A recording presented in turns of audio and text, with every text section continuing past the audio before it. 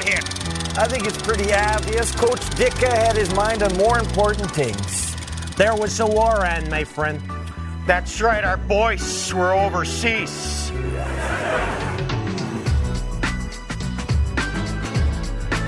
Beverly Hills Ninja. Welcome to Roll Credits, a podcast about connections, both in film and in life. I'm Aaron. I'm Mandy.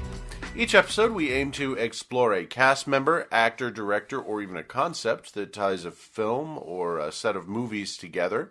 We'll talk about the history, the context of a movie and its release, and we'll have a little fun while discussing some of our own personal opinions.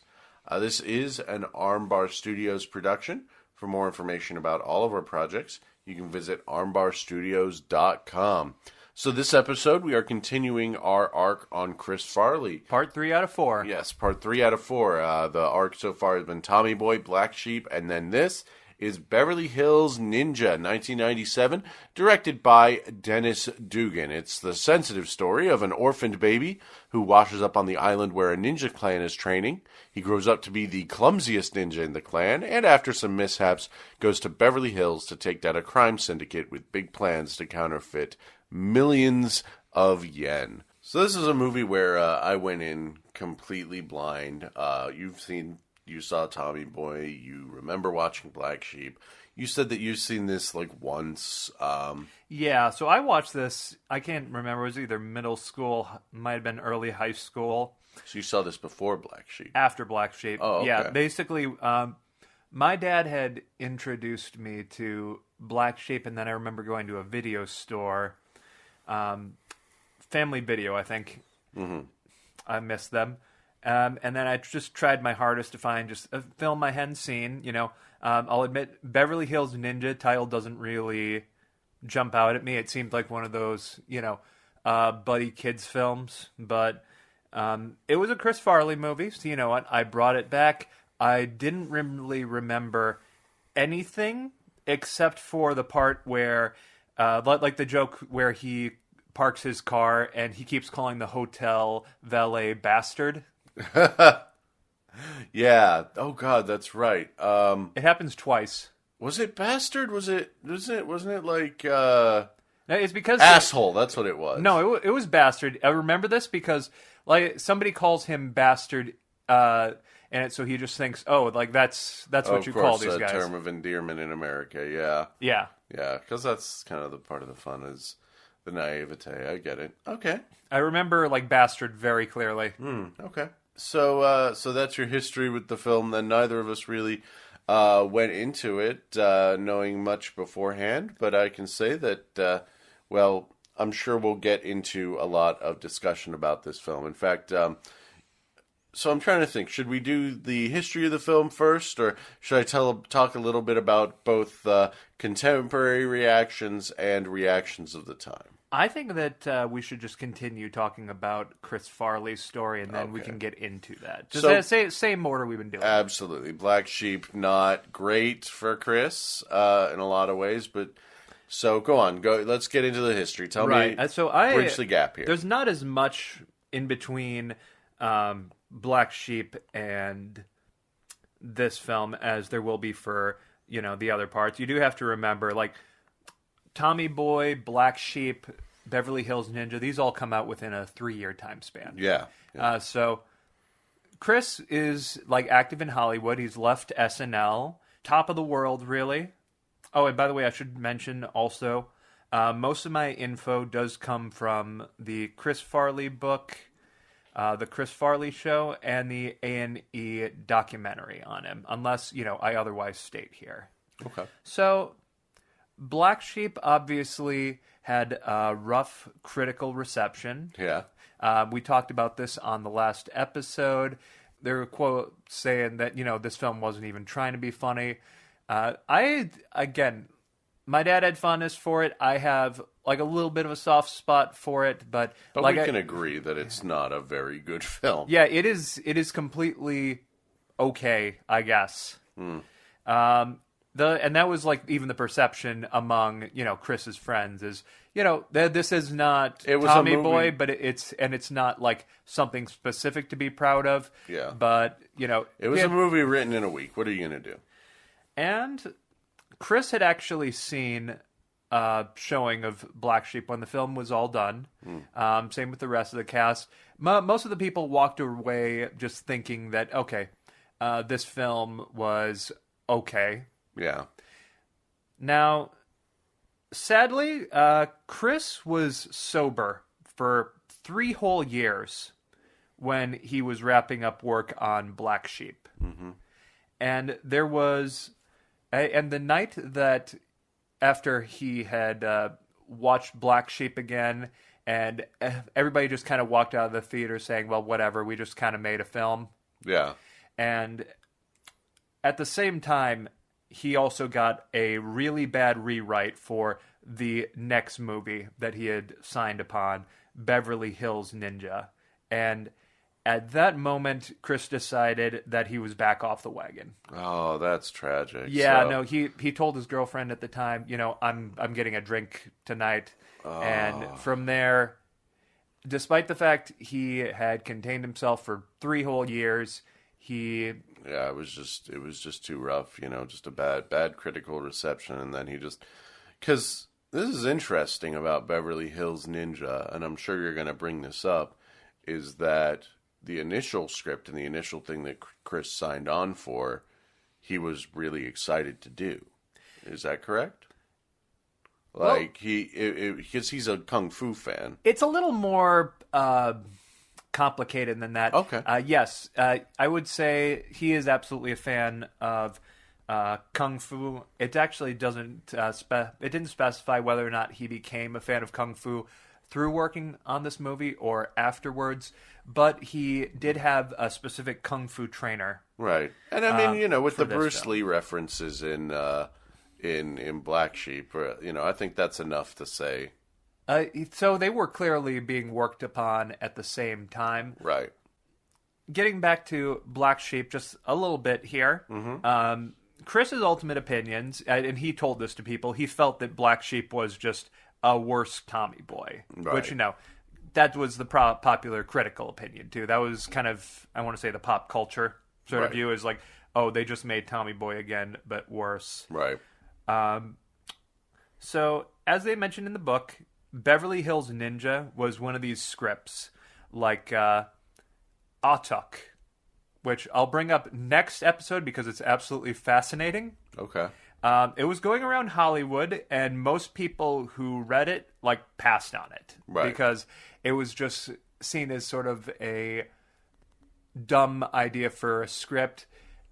The idea of just, a ninja comes to Beverly Hills to solve a murder is how it was being talked about in the book. Right.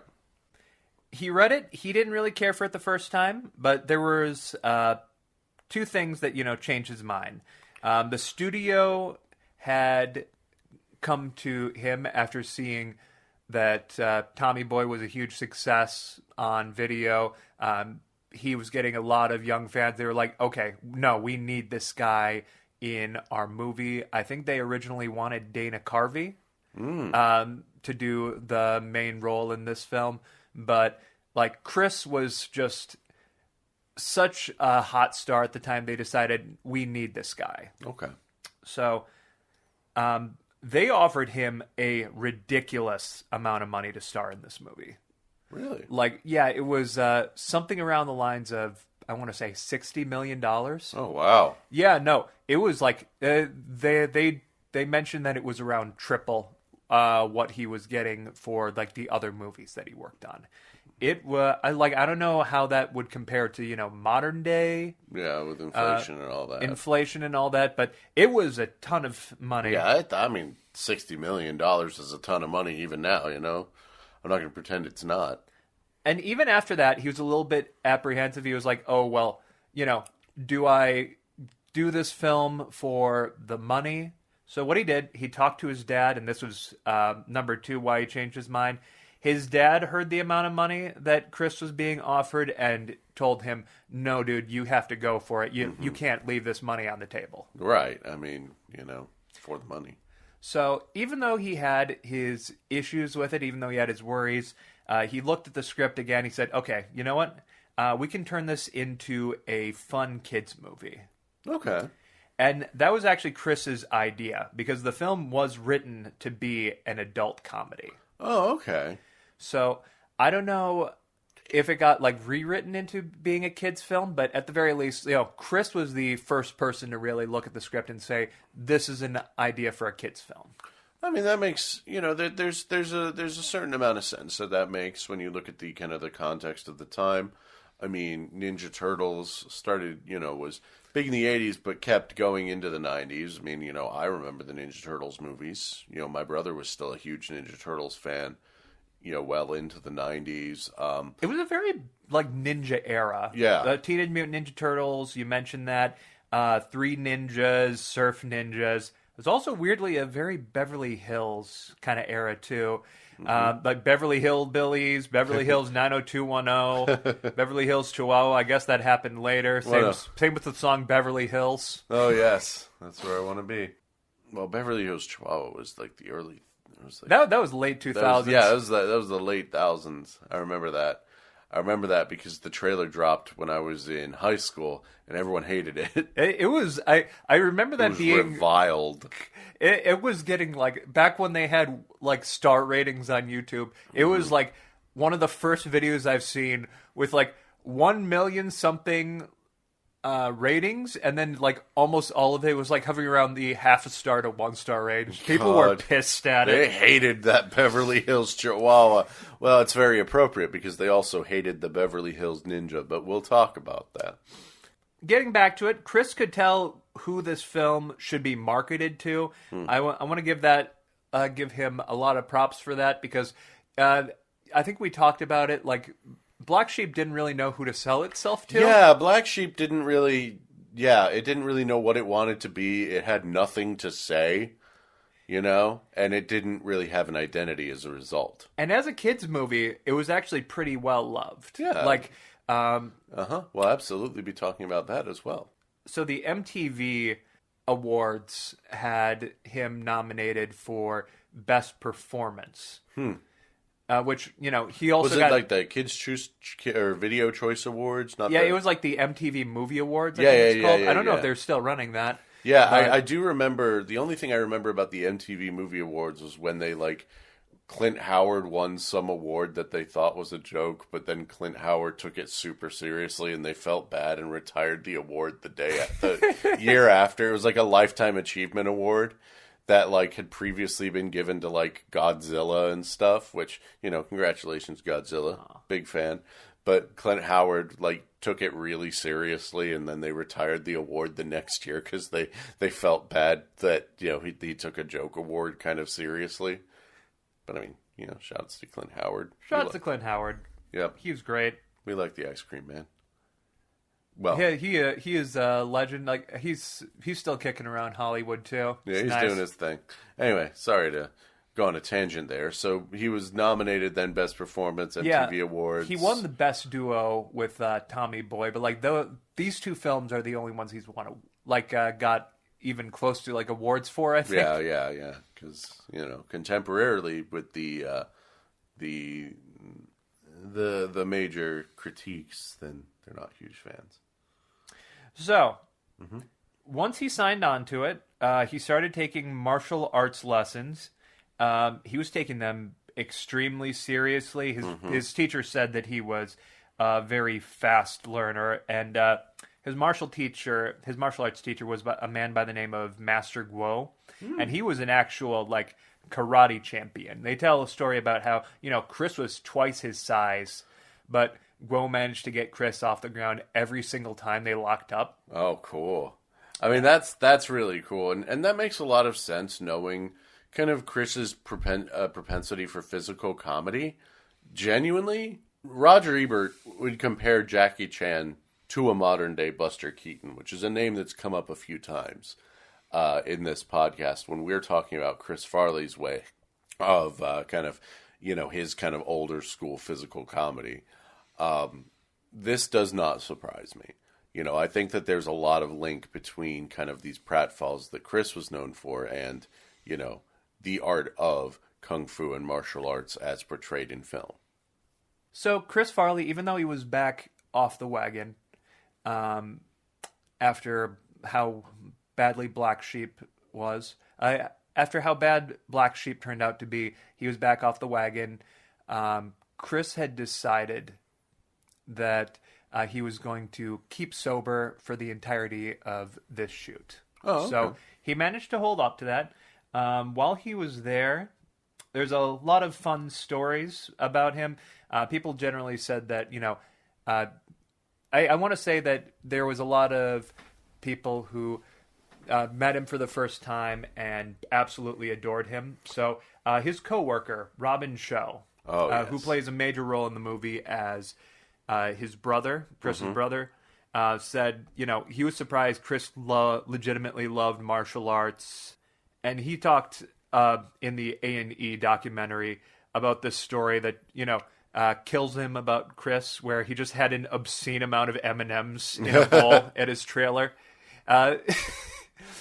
Just enough that, Robin Shou just laughed his ass off. Yeah, it was just a comically large amount of M&Ms.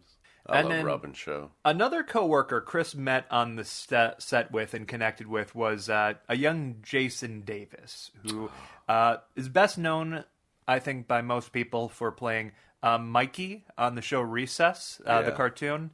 So, in Beverly Hills Ninja, Jason plays a younger version of Chris Farley's character. I don't know if maybe he had a bigger role, but he's on screen for about 5 seconds. During the actual film. He looks the part. Yeah, he looks. I think this is probably the best young Chris we've had so far. Yeah, between this and Tommy Boy, and that's impressive. Yeah. Jason talked about how he looked up to Chris a lot. So it was cool to get to play Chris Farley. And then, as soon as he actually met Chris, he, the two of them bonded. Chris actually helped him stay motivated after his mother wanted to send him to a camp for weight loss. So they were, really close at the time. And even Chris had told his own brother Kevin that Jason reminded him a lot of how he was when he was a child. Oh, so they met on set. It's very sadly I do have to mention Jason Davis actually just passed away at 35 a few years ago in 2020. So he actually only ended up living 2 years longer than Chris did. Rest in peace. Rest in peace. So besides those two, Chris Rock was also a part of the cast here. Obviously, Farley had come up with Chris Rock in SNL. Mm-hmm. Farley actually used this to help boost Chris Rock's acting career. Oh, definitely. Because Chris was actually struggling around this time after SNL. Honestly, I couldn't tell you why. Yeah, it's weird. It's funny thinking about how, he is so prolific. I want to say Everybody Hates Chris was probably the big turning point for him. Yeah. I watched Everybody Hates Chris. I don't know. I think people would have. He was kind of a popular comedian, even at the time. But yeah, I do think Everybody Hates Chris. That show was kind of a phenomenon from what I remember. Maybe I'm wrong, but no. It's crazy. I remember. Growing up, I remember a lot of people talking about it. Yeah. I think it took a year or two after it came out, but there was a time, I think now I still hear people talking about it 10, 12 years later. It was a lot more of a phenomenon than I think most people were expecting. And, I think it's one of those things like Step Brothers where I haven't seen it actually, but, I feel like I'm one of the few people who haven't seen it at this point. Yeah, I watched a few episodes. They would play it on AFN, and I remember Terry Crews mostly. I was gonna say that's the one thing I really know about it is Chris Rock and then Terry Crews. Yep, pretty much. Good show. So very strong cast. A lot of them have good memories of working on here. Chris, we don't really know much about what he was feeling. Obviously, I think he was upset doing this movie just a little bit because he was not he couldn't really put his whole heart into it. He didn't have the same love for the script. He was doing this mostly for the money, but I think it's said that he was a lot like himself whenever Chris Rock was on set. And then it seemed like he got along very well with his coworkers. So it's kind of nice that after the really troubled shoot of Black Sheep, this next one seemed to hopefully have gone a bit better. Yes, he wasn't being forced into this film, and it didn't seem like there were that many terrible work conditions like there was with Black Sheep. Okay. Liu Kang's actor, Robin Shou, he said that he was actually, once he saw the film, he was actually upset that the film didn't really go as he was hoping. He felt like they had just filmed something that just did not reflect upon what they saw on screen. I can see that, and I'm sure we're going to talk about that because I think that's a really interesting perspective. By the way, just so we're aware, he's Liu Kang in the Mortal Kombat movie. He's Gobei in this movie. Liu Kang is not in this movie, but Robin Shou is. Man, that would be an interesting crossover. And it makes me wish that Chris Farley was still alive. Do you think that maybe there's a shot that we could have gotten Haru in Mortal Kombat? Oh my God, can you imagine? I mean, with the amount of shout-outs that they do in Mortal Kombat, I mean, they got Shang Tsung, they got Carrie to play Shang Tsung. They do constant references to the movies. I feel like we could have gotten Haru in Mortal Kombat, at least in as one of those cameos in the new one, MK1, where they have those side characters that you can summon. I think we could have gotten Haru as an assist. I feel like had Chris not passed away the year that this film came out, he would maybe come back to this film and be a lot lighter on it. One can hope. One can hope. That said, he did take a lot of this the hardest, but it didn't seem like anything bad happened while it was shooting. It was more or less the rewrite that happened that they said made the film suck. Also the fact that he had to do this despite the fact he didn't really care that much for the idea in the first place. Do we know what the rewrite entailed? Because I can assume, based on the final product, and I'm sure we'll talk about this, I can assume what it is, but do we ever find out the major difference between what the film was pitched as and what the rewrite did? Thinking about the fact that this was originally a script written for Dana Carvey. Yeah. And then they saw Chris Farley and then decided to focus it around him. They probably added a lot more, quote-unquote, fat jokes. Probably the pratfalls. Clumsy stuff. Yeah. The stuff that, Chris was getting a little sick of doing even by SNL. Yeah. And they felt like they were just forcing it on him again, even though he wanted to try going serious at the time, too. Right. Okay. So he really wanted to be proud of his work. It's sad to say, once he watched this film for the first time, it wasn't as bad as him, getting back to drinking. Right. But he apparently cried in disappointment after its first showing. Oh. But he's told people that he felt like the movie failing was, on his part. He felt like he couldn't carry it. That's a huge shame because I liked it. Spoiler alert, I really enjoyed this movie. I really liked it too, and that was a shocker for me. I think I like it more now than when I first watched it. Yeah. I do think Chris is just a little bit sensitive.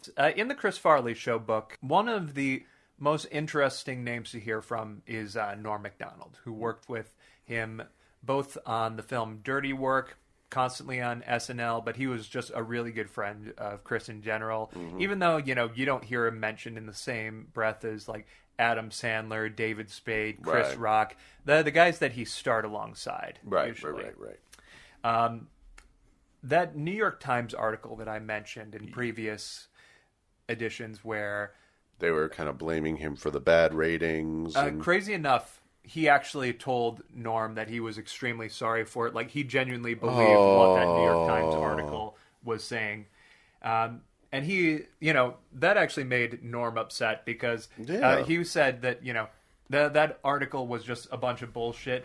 He just felt like Hollywood was extremely harsh on Chris Farley. I absolutely agree. You know, I won't say it's died down necessarily, but I do think there was something about this era that made people kind of pick targets to then just be vicious about, especially ones who were like in movies, like if they were character actors. So we had Chris Farley like as kind of just one of the quote unquote acceptable targets.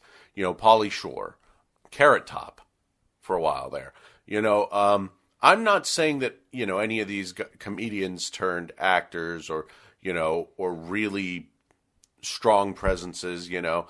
Everyone can have their own taste for an actor, but I do think absolutely there was a tendency to kind of look at these actors and see kind of their failings in a film as an indictment of them. The way I see it, the 90s were to comedy what horror was to the 80s. Okay. It was this huge genre. You saw like a big comedy movie drop 4 or 5 times a year. Like Absolutely. in the 2010s, like that's superhero movies. Yeah. It's always like a different genre. Absolutely. But, I mean, you know, in the 90s, we got like, 3 Jim Carrey movies in a year? We got Ernest. So everybody is like competing for this stuff, and I think that if you have to see a lot of these films constantly, and then some of them just you watch like one of the best comedies of the 90s, and then immediately followed up with one that, you know, doesn't really make you laugh, you're going to have a lot more negative things to say about the one that doesn't make you laugh. Yeah, that makes a lot of sense. And I think some of this stuff just has aged very well because of the fact that, you know, every film that we have is now just at our fingertips. Every single film that you could possibly want. Yeah, and because of that, except the lost films, obviously. Yeah, obviously. And you know, it's funny that you mentioned that, because for a while, Beverly Hills Ninja was not that. But I have a little bit of a story. Nothing a crazy story. Before we get into the film, go ahead and give me all your notes on this. So you mentioned that Siskel and Ebert have not actually revealed. Yeah, okay. So they have not reviewed this movie. I was not able to find any text reviews on Ebert's website. I was not able to find any video evidence of them reviewing the film. I think by the time Black Sheep rolled over, they just didn't want to cover it, you know? And that's fine. They do that. They don't cover every film. If anything, it was probably for the best that they just did not feel the need to do that. However, I do have a quote from Chris Rock more contemporarily. Okay. Where he actually, and this is kind of a sad thing, where, let's see, Chris Rock had this to say, again, more contemporarily.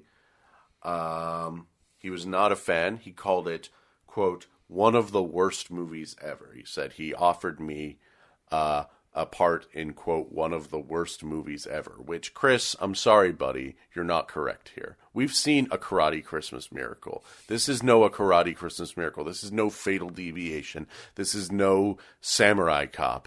This is no A Wrestling Christmas Miracle. This is no The War Within. You are not correct, Chris Rock. I don't know if Chris's opinion probably has changed on this movie at all. Maybe, I don't even know if he's seen it since it first came out.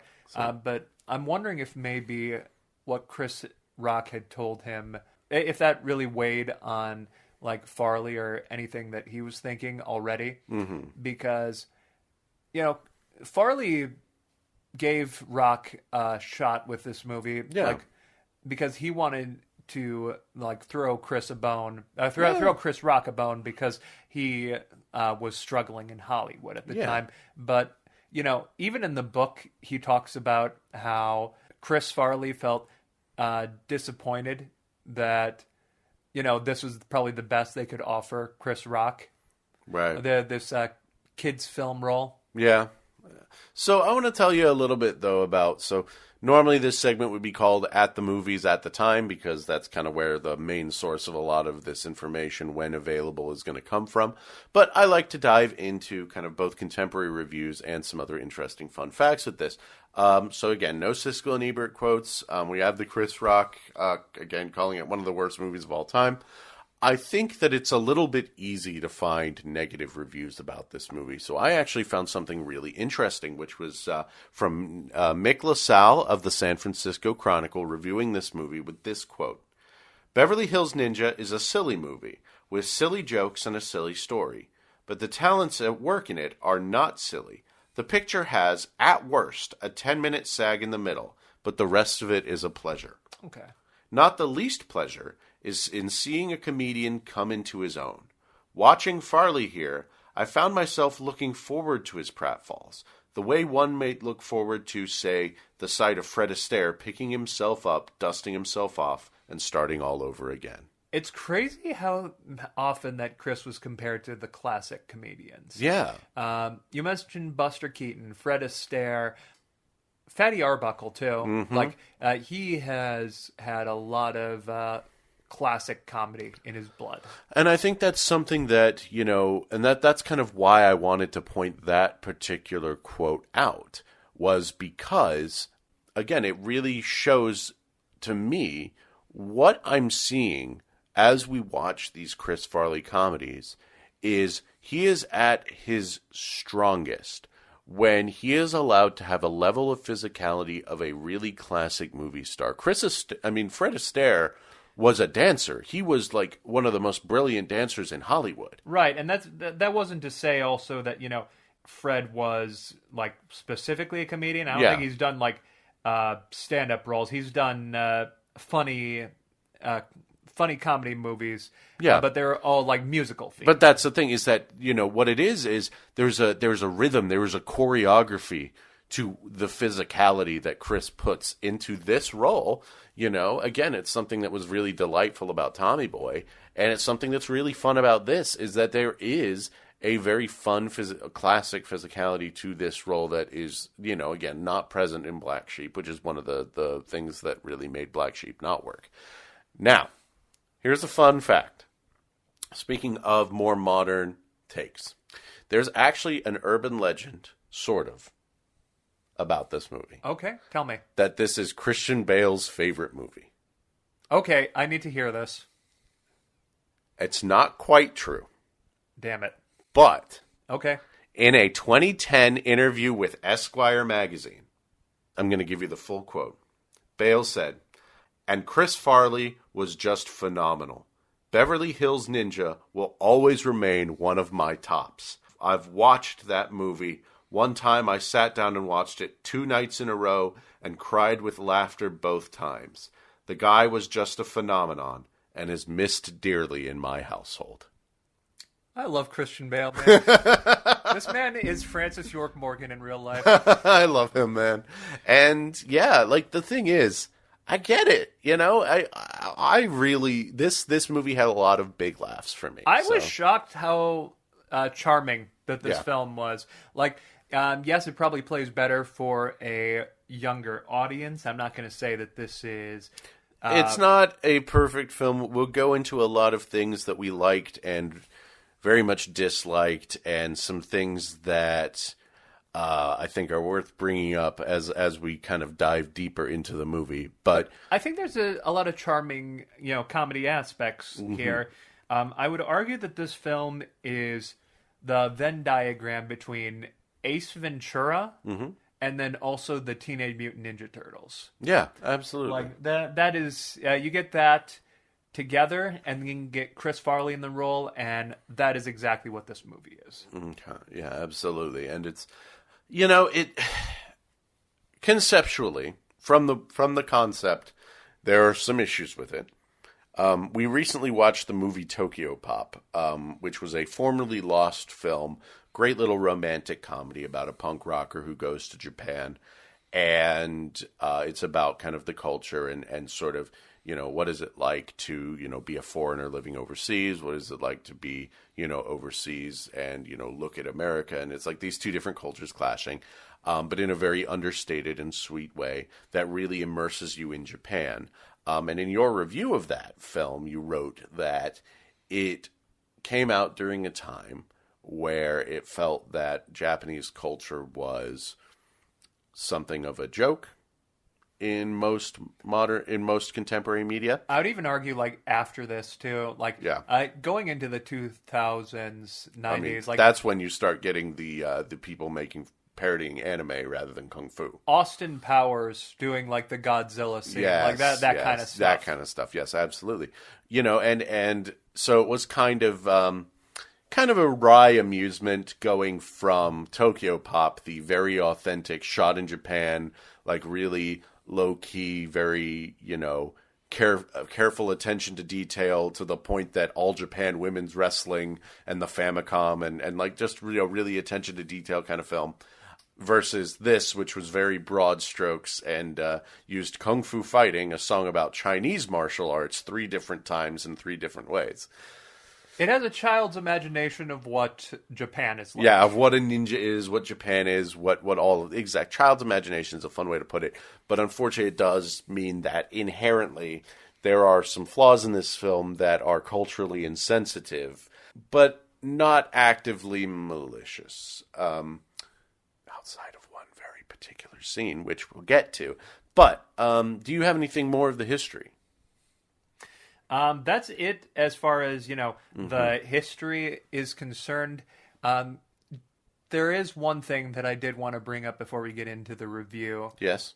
So, do you think that the Beverly Hills Ninja should fight the New York Ninja? Oh, man. I think absolutely. And I really think that they should make L.A. Ninja and the ninja in the claws of the CIA. So let me actually, mention this all on the podcast for anybody who has not seen it to go out and seek this out. Yeah. So watch New York Ninja. Yes. So New York Ninja was this unfinished film starring and directed by this martial arts legend by the name of John Liu. So it was meant to be a glory project. Yeah, definitely a vanity project. Yeah, so, vanity picture. Well, one that really showcases how cool John Liu is as a martial artist. Now, the one thing I'll mention here, he kind of gets his ass kicked in most of the footage. Oh, yeah, it's kind of rough, man. So it never ended up getting released when it was actually filmed. What had happened was a few years ago, there was a company by the name of Vinegar Syndrome. We love you. That managed to get the raw footage with no script or audio. So they went ahead and wrote a script with the existing footage. The most coherent thing that they could cobble together with what they saw. And, they wrote a script. They got actual B actors to dub over the roles. And they took it 100% serious. Yeah, it is not a parody at all, and that is why we've watched it 3 or 4 times by now. It's what makes it fun. And the funny thing is, it's somehow more coherent and also a better movie than the vanity film that John Liu actually did release. The one that he directed and wrote and everything. Yeah. Ninjas in the Claws of the CIA. Yeah, that movie was incomprehensible. You want to talk about one of the worst movies ever made, and I say this with all the love in my heart, that movie kicked ass. It's real bad. But yeah, so that's the funny part, is that I think if the Beverly Hills Ninja fought the New York Ninja, the Beverly Hills Ninja would win. Yeah? That's another confused movie that kind of wants to be a kid's movie, but also not. Before we get into it, one more thing. Yes. So, before we get into the review, you've been doing the DVD, Blu-ray yes, so status let's of this. get Tell me about physical. Let's get physical. I promise you, this is the craziest coincidence yet. Next to the biopic being announced, this movie was not available on Blu-ray until... Oh... because it was DVD only, I think, or maybe even tape only, maybe DVD only, until June 18th, as in 5 days ago, was the first time this movie was ever available on Blu-ray. And it has a brand new commentary track by Dennis Dugan. Thank God. I almost want to watch his commentary, see what he has to say about it. See what facts that we don't have that he might. The only other thing, I don't think it's been out long enough to have a full, like Blu-ray.com does not have a full review, but checking the Blu-ray.com forums, someone says that they think maybe it used an older transfer. They thought it was only okay, but that's only one person's opinion.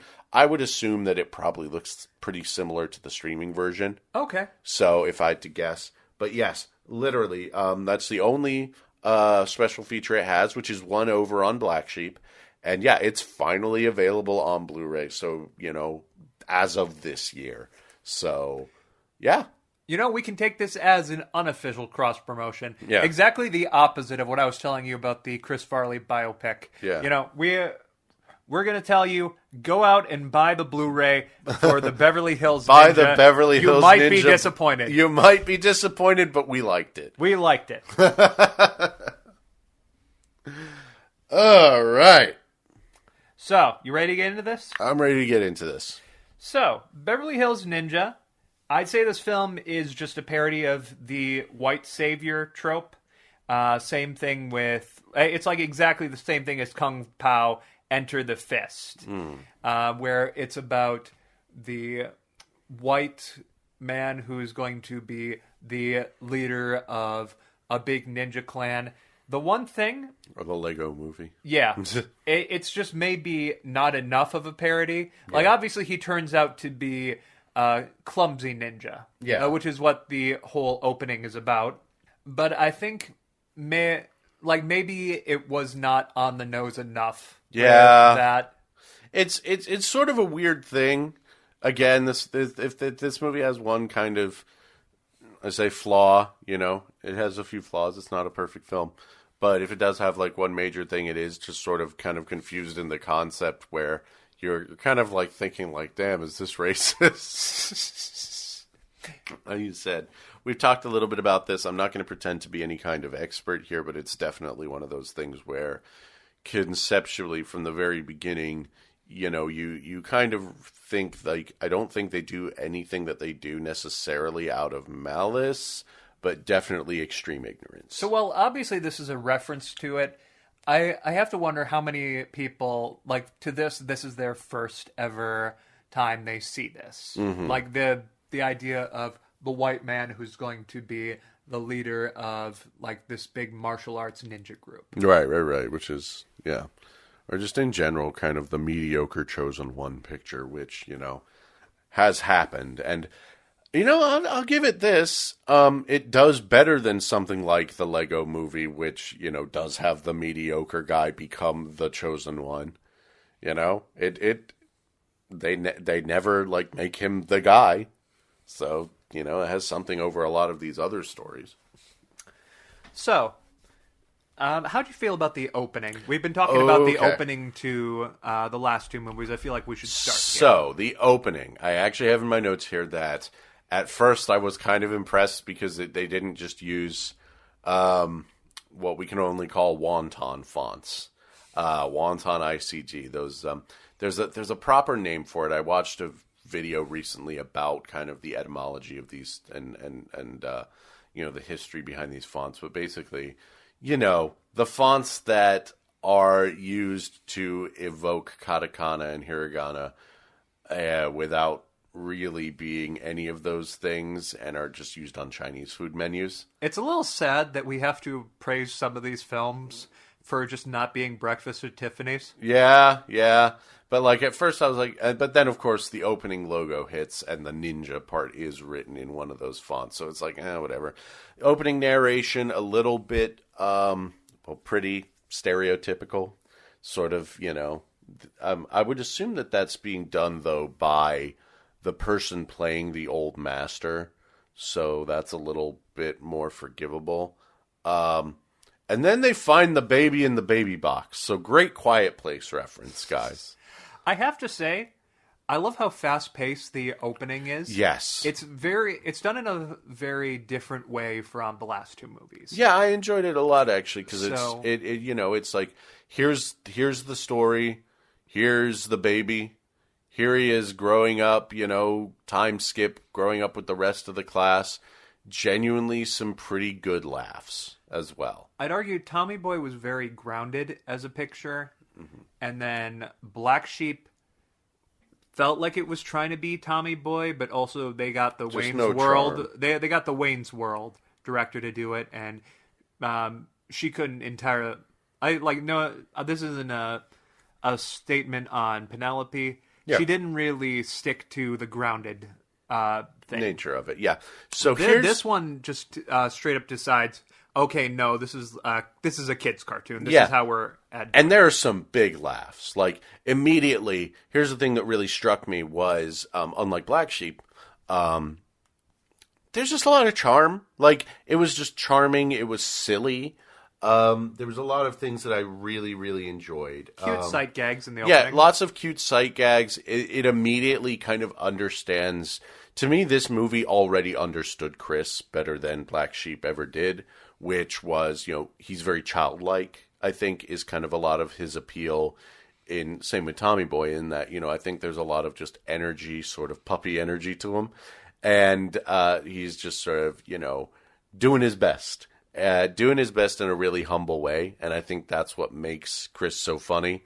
I think I mentioned I had 8 laughs by the end of Black Sheep. Yeah. And I feel like I matched those 8 laughs before we got to Beverly Hills. Yeah, So- exactly. Like immediately, one of the big laughs was, and it's such a stupid bit, where, they're all like doing the thing where they're warming their hands over hot coals, and it pans over to Chris, and he has 2 giant shish kebabs just like cooking on the hot coals. And it's just a dumb food joke, but the sight gag is funny. There's this part where he's hiding in a bush with like a bird hat, and like tries to jump out to surprise someone, but trips over the bush, and like I don't know. It's funny. It's genuinely some genuinely good laughs in this montage sequence. There's a joke that they keep using, but admittedly, at least like the first time, I thought it was very funny. Mm-hmm. There's like a spiritual mind palace. Yes. That they go to in this. The astral projection. Yeah. The astral projection. It reminds me of Kingdom Hearts when Winnie the Pooh just like goes to sleep, and you see his spirit come out of his body and then just float up into heaven. Pooh.gif. Yeah. So in all of those scenes, and this definitely gave me a big laugh the first time it happened, was he always accidentally shoots his soul out too fast, and like goes way too high and has to float back down to sit on the cloud and do the meditation.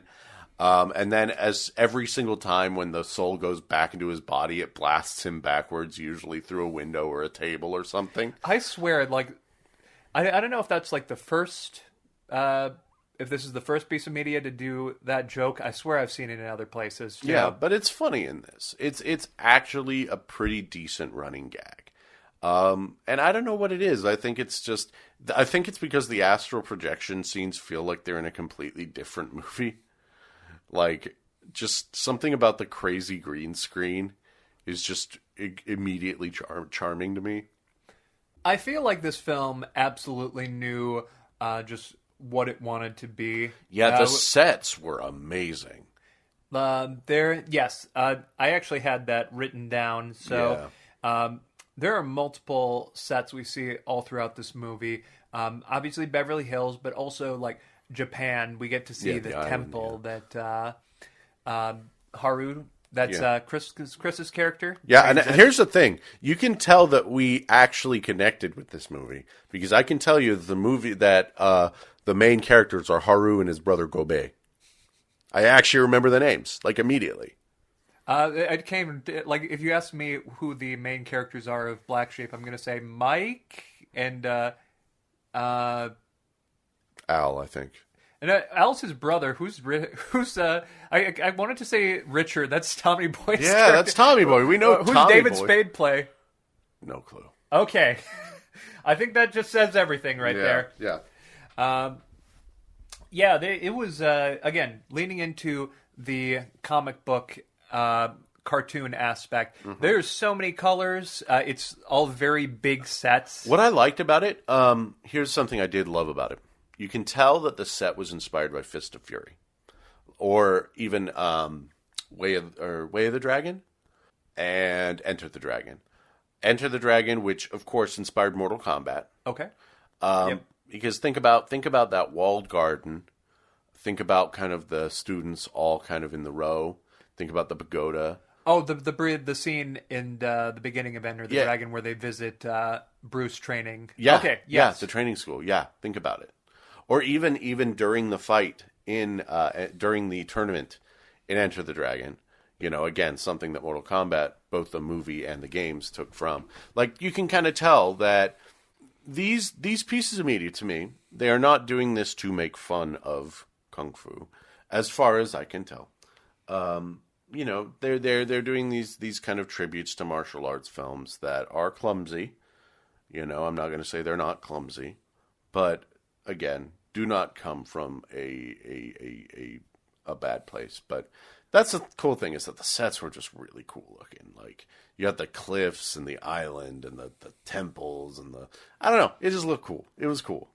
I think the fact that you actually had a lot of Asian actors, really, it shows that they gave a lot more of a shit than a lot of these movies or TV shows at the time. Like, I remember wrestling had these characters called Kai and Tai. Oh, yeah. And among their many gimmicks, there was one there, they would grab the mic and then somebody backstage would do like a dubbed over a promo. dubbed over voice learn, like an old bad kung fu movie. Yeah. And it was one of those things, it's like, Jesus Christ, are we really doing this? Yeah, and that was, mid-90s. It was really, really bad. And that's Sho Funaki and Takamichi Noku, like two legendary Japanese wrestlers who are very good at their job. I mean, Taka, I think, is still wrestling. Funaki, I think, is just an announcer nowadays. But, like, oof, that was the best you could think of, huh? And it feels like they didn't want to do anything that was actively making fun of, you know, martial arts films of the genre. Like, again, that Black Sheep reference to Bruce Lee, I think, says it all. They probably were watching Bruce Lee films while they were making this. Very likely. Just saying, like, okay, obviously Bruce Lee isn't a ninja, but what can we take from this one? It is going to be martial arts focused. Absolutely, and that's actually something that I think we're going to talk about when we talk about the real strength of the films, as well as some of the weaknesses. Is there any more jokes that got you in the opening? Yeah. I mean, obviously the astral projection. I guess I'll extend this over to before we go to Beverly Hills. Yeah, before we go to Beverly Hills, for some reason, and I don't know why, I started popping off for kung fu fighting. That was great. Yeah, just like, I don't know, just early on, that song hit, and I got really excited, which is stupid, because it's like the stereotypical, and again, this isn't a kung fu movie, this is a ninja movie, they shouldn't even be playing this. But I don't know, I popped off. At the very least, these ninjas are taught, like, martial arts. Like, that's kind of the reason for it, I guess. Absolutely. There's more reason for that than just the soundtrack randomly dropping the song Turning Japanese. Yeah, okay. That was pretty terrible. That was pretty bad. Pretty bad. Oh, yeah, of course it does. And it's funny, because this movie actually has 3 different, like, 2 remixes, or no, 1 cover, the original, and a remix of Kung Fu Fighting. None of them are the bus stop version, because the bus stop version came out a year later. Almost. Yeah, if this movie had come out a year later, we would have had 4 versions, and I guarantee it. It's like just skipping ahead a little bit. In the scene, I'm not going to tell you what happens in the scene, but in the scene where they drop the Kung Fu Fighting remix, you can kind of feel them saying, oh man, if only there was a perfect hyped up version of Kung Fu Fighting we could put over this scene. Sadly, nobody will ever make it. Sadly, no one will ever make one. Bus stop 1 year later. Oh, buddy. The bus stop, hey, I love this film, Beverly Hills Ninja, but you know what would make this better? Hold on, let me grab my mic. Yeah, let me do. Kung fu bodies everywhere. Throw your hands in the air. So, Yeah. the one thing that got me, so how this story progresses, we get a woman who comes to the dojo. Yes. Do you remember her name as they first mention it? Sally Jones. Sally Jones. Well, see, that's the thing. It's crazy how much I remember of this movie. So Sally Jones talks to Haru while all the other ninjas are out there doing an assassination mission, I guess. I think so. He's like, okay, Haru, stay back, protect the dojo. We're going to go protect the town, basically. So Haru is playing with a whole bunch of martial arts weapons. There's a lot of fun gags around here, but I think the one that gets me is Sally meets Haru for the first time. Haru is taken by her beauty. Haru is taken by her beauty, and Sally asks him about the ninjas. Haru mentions that he's a ninja. Yeah, I'm a great ninja. Yeah, I'm a great ninja. Sally just says, "But you're white."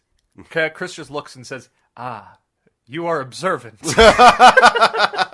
You are very observant. Just something about the line delivery is funny. And that's also a great gag where, she's like, prove you're a ninja. And he's like, well, if you close your eyes, I will disappear, like, without a sound or something like that. And you just see her closing her eyes in the foreground. And in the background, you just see Chris, like, doing all these terrible hiding spots. Like, he's, like, pretending to be a lamp, trying to do all this stuff. Until he just dives out of a window. And the door's right there. Yeah. He comes back through the door. He comes back through the door. And it's pretty funny. It's pretty funny. It's it's like that SpongeBob humor. Yeah. Fun for all ages. Exactly. One of the things that made me think, like, Ace Ventura was also the part where, he goes ahead to spy on this one man at Sally Jones's request. Yes. Sally's new husband. Mm-hmm. So he hides in the bushes, but gets caught on the door. Yes. Okay. This was a great gag because at first it's like, we actually both even said while watching it, black sheep moment. Because it's a gate that automatically opens and closes. But he gets caught on the door and it takes him, but it takes him in such a way that when the gate is fully opened, he's perfectly hidden behind a bush. And that got a big laugh out of me. And that's the one time they really do that joke, I think. Yeah. It's like, thank God, if we're only going to do like one instance of this joke, like they finally found a way to actually make it funny, not just, Chris is caught on something. Mm-hmm. And here's something that, and that's the thing. We talked a little bit about how the score in Black Sheep was kind of forgettable, unimpressive, and not really there. The score in this movie is amazing. What the hell were they cooking? This shit's awesome.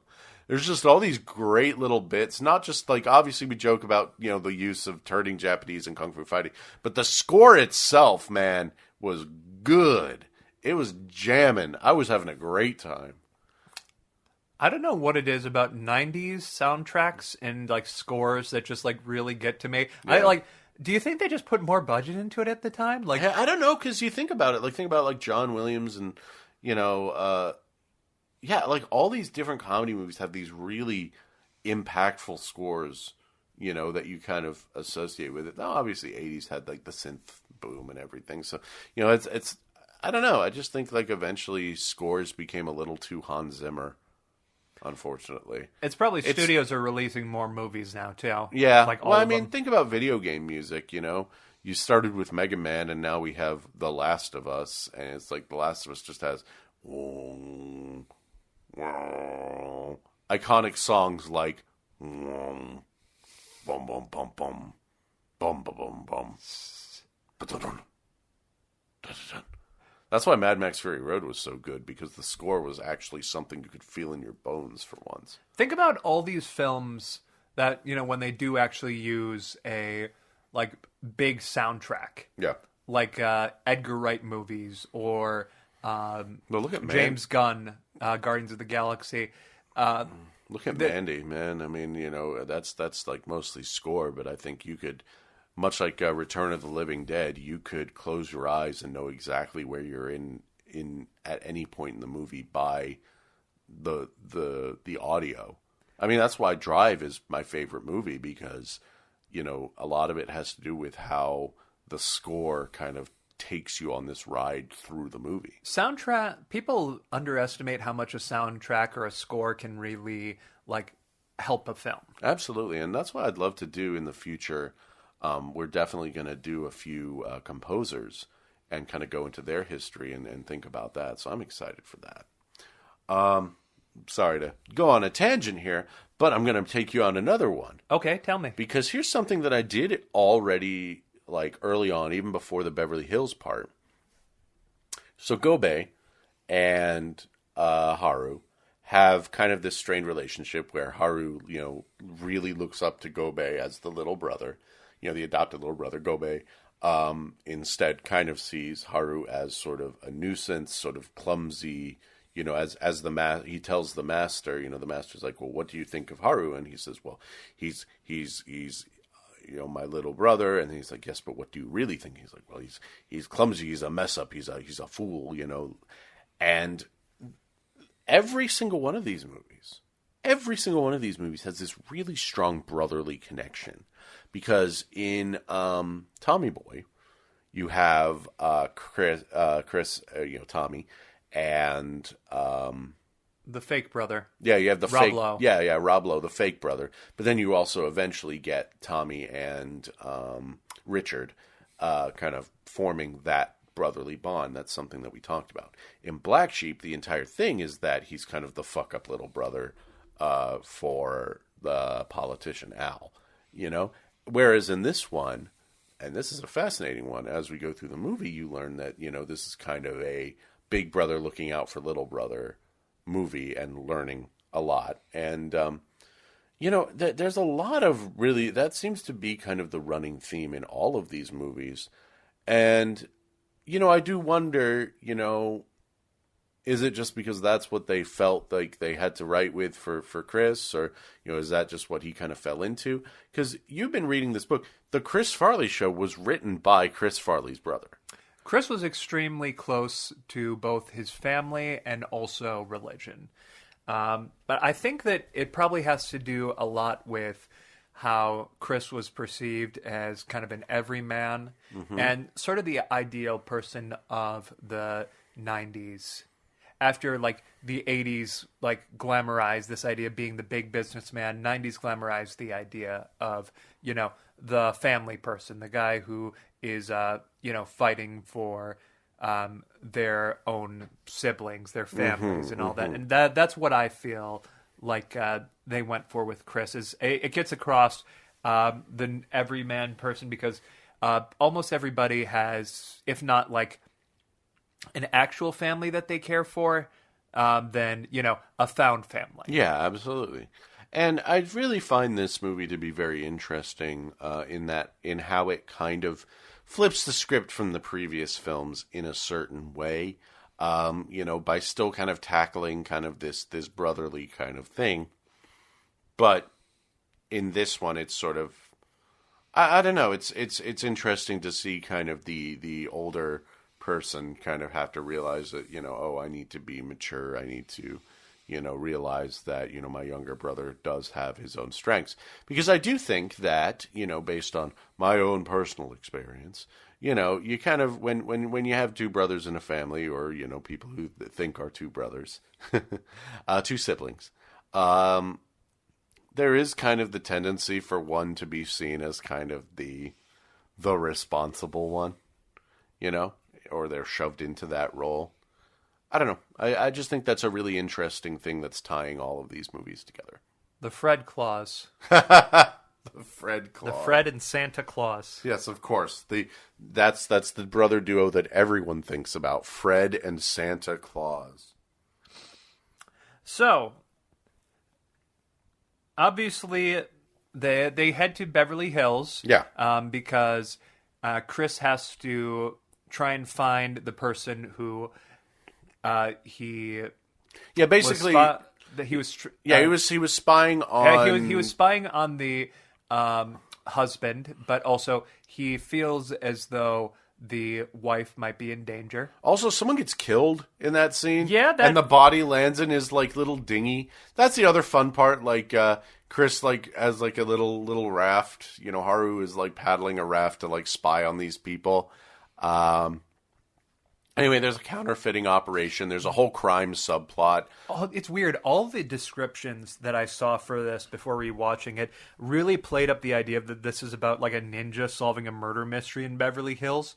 And like, I remember just reading that and I was thinking to myself, you know, I watched this movie. How the hell did I forget this? Yeah. And then just like, you know, that's not really true. Yeah. Well, we know the who killed who here. We see it on camera, and also it's not even like a Columbo thing. Like, yeah, it's not a murder mystery. It's a counterfeiting ring. Chris knows how to solve it. Like, I guess Ninja solves a counterfeiting operation in Beverly Hills, just doesn't have the same ring to it. Yeah, and I gotta say, I liked the crime subplot. I thought that it was appropriately hard-boiled for the film.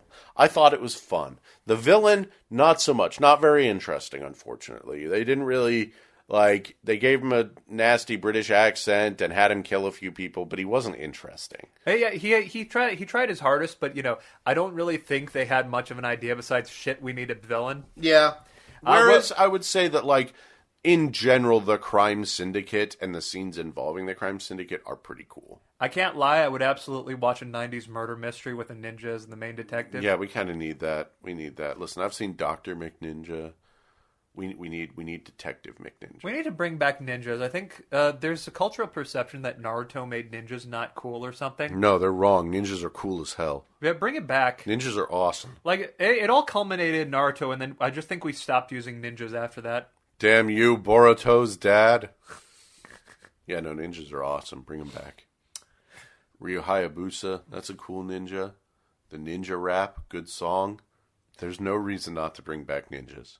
Well... by the way, so I mentioned this earlier, the Turning Japanese, they don't just use the regular version of Turning Japanese. It's like a weird cover. Have you heard of that version before? Okay, so I actually have a funny story about Turning Japanese. Okay. I heard it on the radio, right? And it's a catchy song, because I would listen to Friday Night 80s on Z96.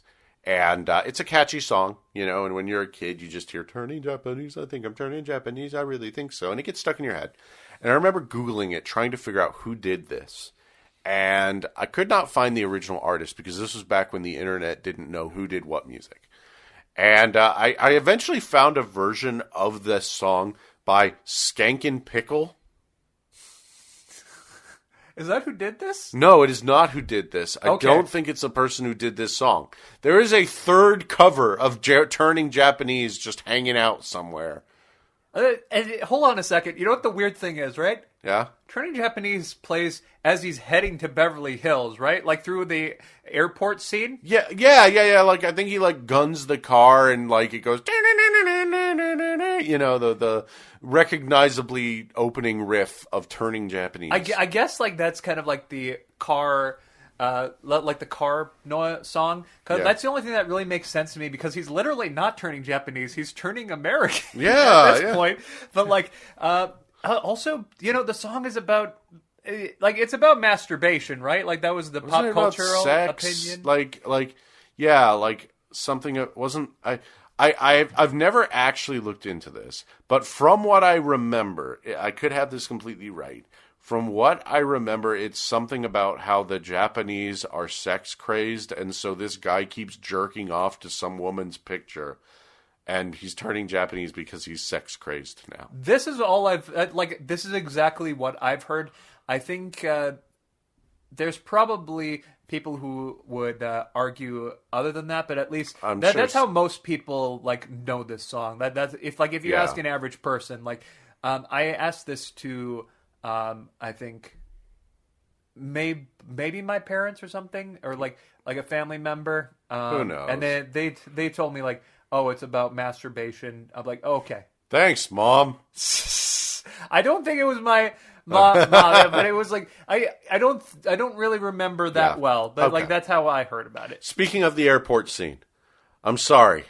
The joke where someone goes through TSA and then just keeps pulling bigger and bigger fucking weapons out of their pockets always kills me It will always kill me. It's hilarious. It's hilarious in this movie.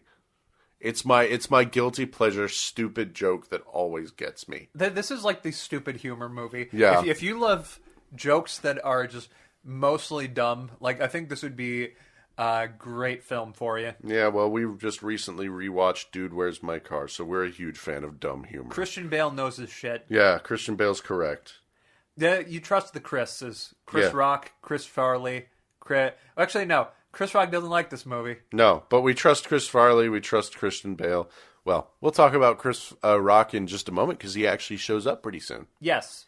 And I feel like he's one of the few people that just immediately matches Chris in his energy. Yeah, he's great. Like, I love seeing him on screen. It was like, oh, shit, Chris Rock's in this movie. You know, it's nice to see him. Hey, buddy. Robin Shou, who plays...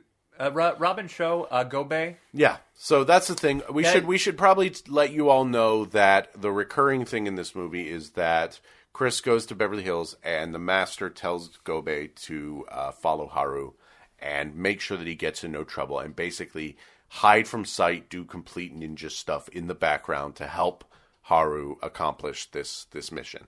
And it's great. Like Gobe is like the player character in Lemmings. Like, he's just trying to stop Haru from killing himself. Yeah, and honestly, tons of great gags. You know, he'll be hiding in a closet.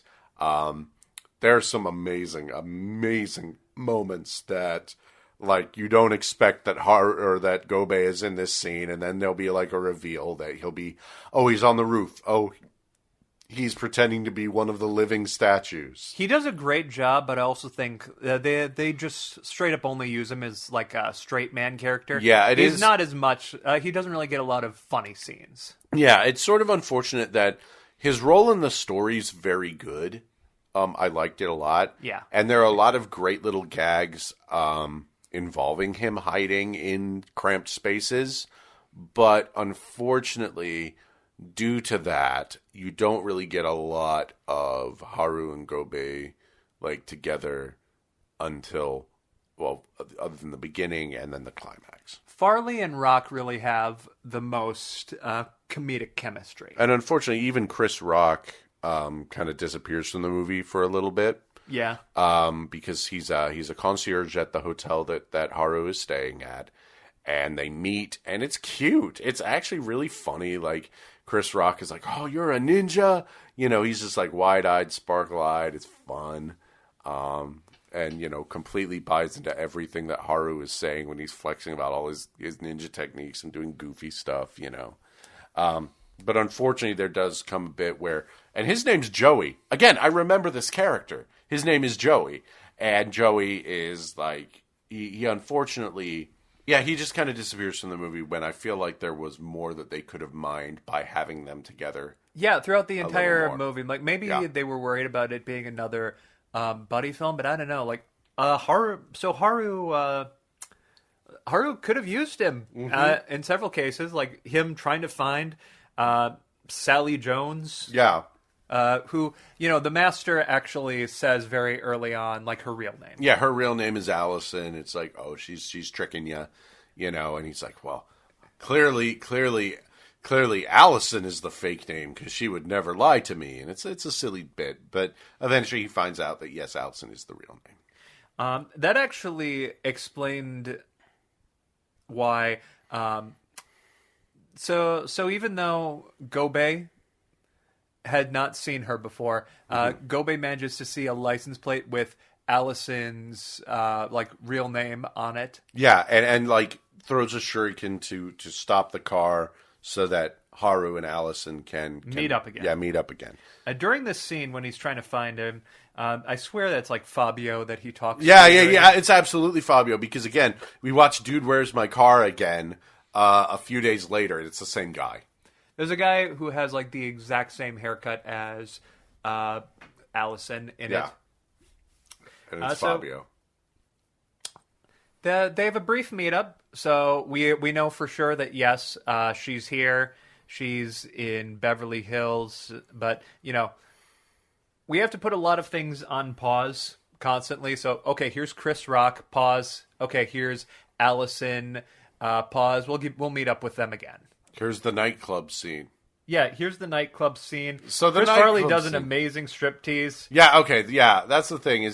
So do you think that's a reference to the Chippendales skit from SNL? Do you think maybe they added that and that's something he wasn't happy about? Or because I think Probably. like, the idea of the ninja being like tempted, because that's the whole point, is that he's the ninja. He's tempted by, the pleasures of the flesh. Because they go to there's a nightclub and it's full of sexy dancers. No nudity, so we're not quite 3 for 3. But it's very lascivious, licentious. I can't remember the word. Very, very, very hot and steamy. And there's a striptease scene. Haru accidentally finds himself on stage and he starts doing a striptease. Does a along with everybody else. striptease, along with it. And it's funny. And it is funny, but I have to wonder if maybe that's like the reference to the Chippendale skit, which was, very popular at the time. I think the one thing that made the Chippendale sketch kind of work in SNL, it's very divisive. Yeah. But I think, some people are just like, oh, well, this is just straight up a fat joke. Other people are like, well, they were trying to show off what Chris can offer at the start of it. And the thing is, he goes 100%, and that's really the joke and that's of what the works Chippendale here sketch. as well, is that, that's kind of the thing that works with this as well, to me, is that he's just going ham. I do think that this scene, unfortunately, highlights the one of the flaws with this movie. There's the one joke that they repeat twice in almost the exact same scene. Yeah. So he gets on stage, he sees one of the strippers, and then Chris just yells, "Holy Shinto!" Holy Shinto! And first time it's funny. Yeah, first time it's funny. It's like, oh, okay, so that's kind of like his. It's a little funny. It's like a holy shnikes thing for this movie. Yeah. And it's a non-swear, and he delivers it in a funny way. This will probably be a great thing for marketing. Yeah. And then a little bit later, we get another murdered body who drops out the window. Yep. And then Chris sees the second body, says "Holy Shinto" a second time. Yeah, and it's just not funny the second time, unfortunately. I don't know why they did that. Yeah, they could have just done it once. Did not pay off. But yeah, then however, one gag that I do think paid off as a solid running gag was every time he goes into the hotel, he takes his shoes off before entering. That was good. Yeah, that's cute. That one was good because it builds to something. Yeah. He takes off his shoes several times, and then eventually, after the second time that it gets picked up, he goes to look for his shoes on the third time, and he's like, "Why is somebody stealing my shoes?" Yeah, that's that one is funny enough. I just feel like there is just way too many scenes maybe where it feels like they should have just kept it at the one joke. Yeah, that's probably the big flaw. I mentioned the thanks asshole scene with the valet. It happens once when he first gets to the hotel in Beverly Hills, and then once before he goes to the big confrontation with the main antagonist. But they don't really change up the joke at all. It's exactly the same thing. He tells the valet, "Thanks, asshole." Yeah, that's it. Yeah, exactly. And it's no one really comments on it either. It's just there it is.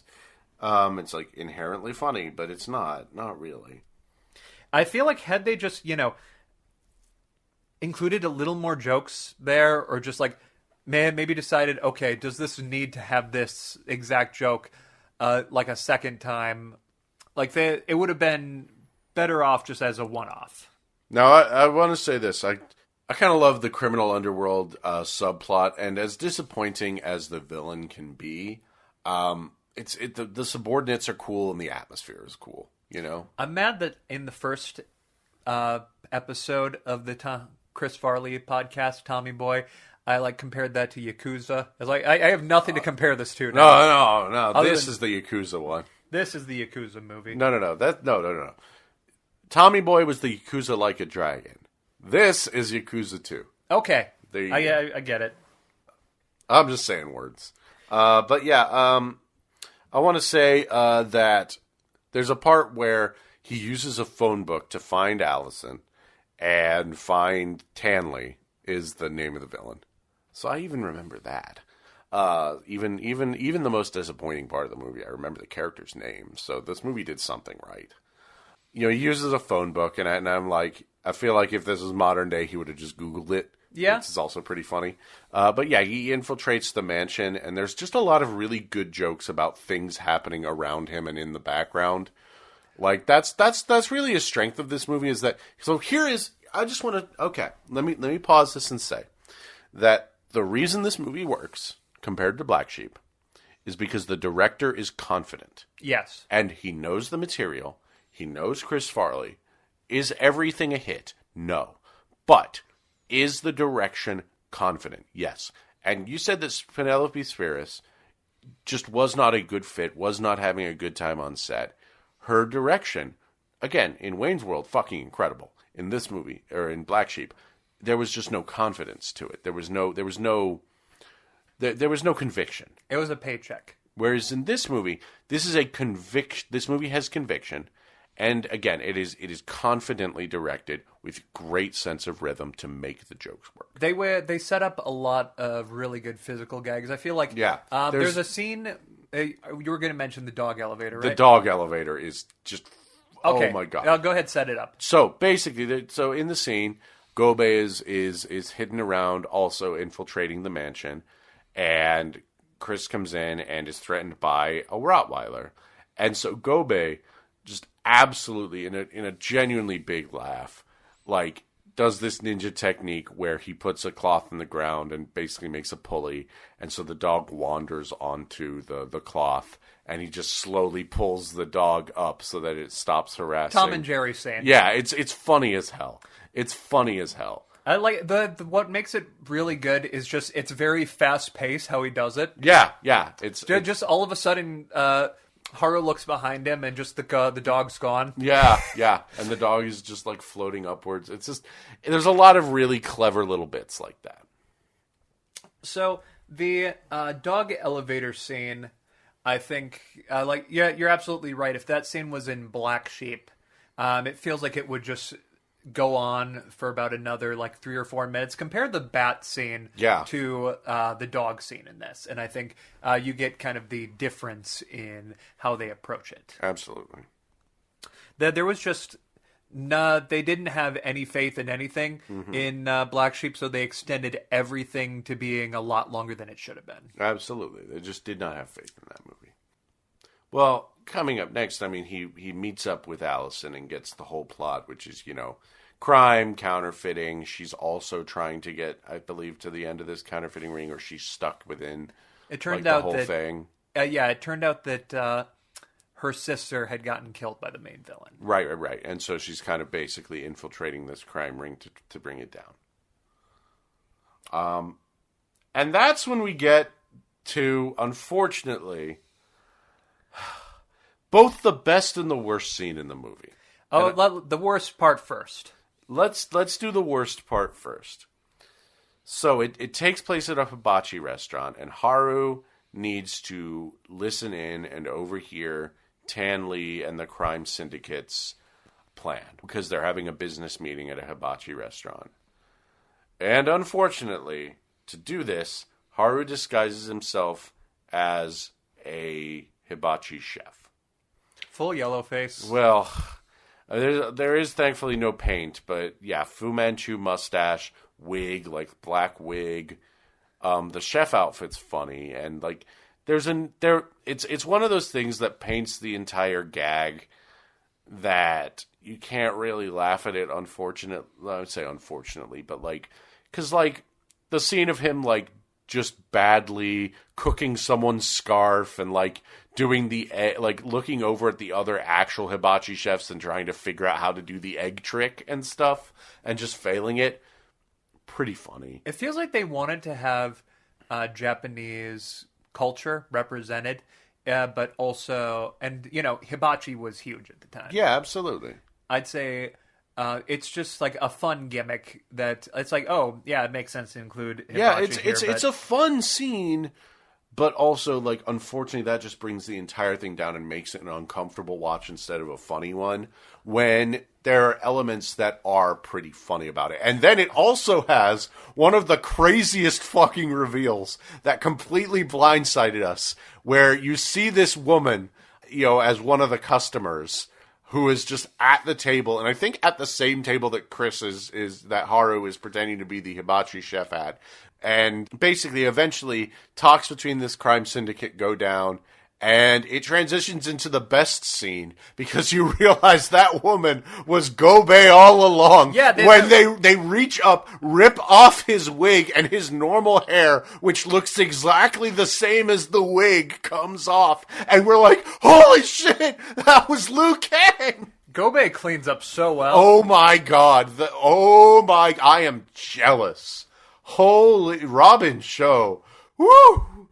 Hey, and it gets into like a genuinely good Yeah, Hong Kong martial arts film. Genuinely amazing, because there's a part where he where Haru like flings the knife and kills like 3 different chefs.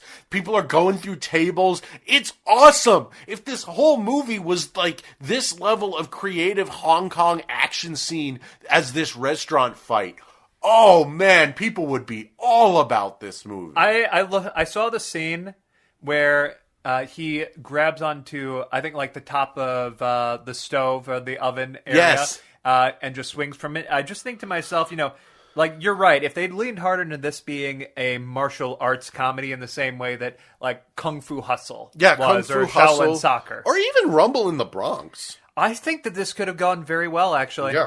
Maybe, the humor wouldn't land as much for some people, but at the very least, I think if they had gone harder on martial arts, this would have been a bigger hit. Absolutely. Because this scene, you see this scene, and you see both the pros and the cons of this movie. You see everything that was kind of stereotypical and unfortunate in one scene. And then you see everything that could have been great. Because Robin Shou, obviously awesome martial artist. Chris Farley, doing great. Like, great comedic timing. Funny action. Cool kills with the knives. Like, and it's shot well. You can tell what's going on. There's like great bits where they're burning people on the stove and killing the gangsters and fight. Just, I don't know, man. It has energy. It has laughs. It has action. It has everything that you want in a good Hong Kong martial arts film. And we're big fans of those. We watch all kinds of great. Love Bruce Lee, love Jackie Chan. Yeah, we love Jackie Chan, we love Bruce Lee, we love, even, like we said, we were talking about John Liu earlier. We love John Liu. Shaolin Soccer. Yeah, Stephen Chow. Ip Man. Yeah, the Ip Man films. All the Heroic Trio. We mentioned even Kung Pao Enter the Fist. Yeah, which, it's like has some kung fu scenes in it. Exactly. It's like we love Heroic Trio. We haven't watched Execution yet. We watched The Villainous recently, a Korean action film, which was absolutely blistering. Like, we love this stuff, and I think that would have been awesome, absolutely awesome. I think Chris could have done it too. Yeah, that's the he other has the thing. energy for That's it. the thing. He could have done great. I think if they had just committed to that part, committed to this and a later scene both show 1,000% that they had something here that, again, we like the eventual final product, but I feel like if the whole movie was more like this, we would have loved it. There's this film called Chocolate. Great film, but it is about an autistic girl who grows up watching a lot of martial arts movies, and she actually emulates both Jackie Chan's style and also Bruce Lee's style. Yes. And it shows the differences between them.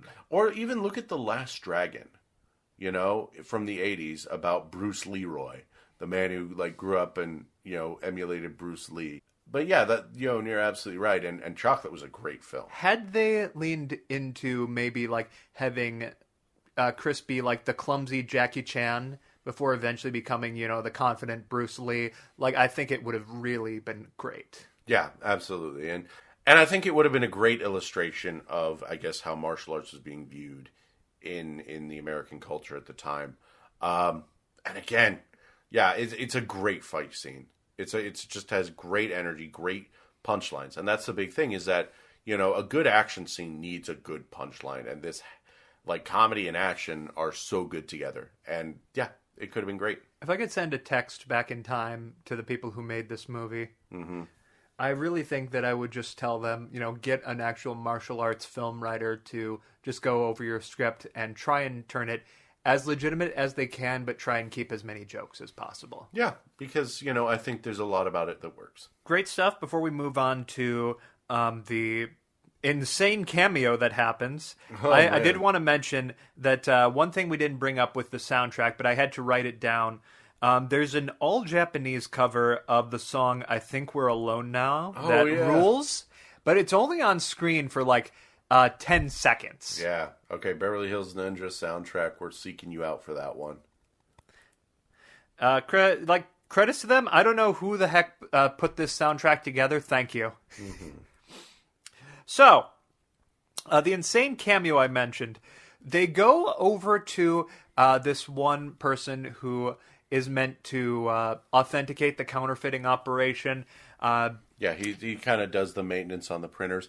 By the way, before this, I do want to say that there is a scene where both Chris and Allison, Haru and Allison, both strip behind a screen, and you see shadows of them getting naked. I'm counting that as nudity. We're 3 for 3. Thank God. And that is the scene where I Think We're Alone Now plays. Yes. So, that insane cameo that I mentioned.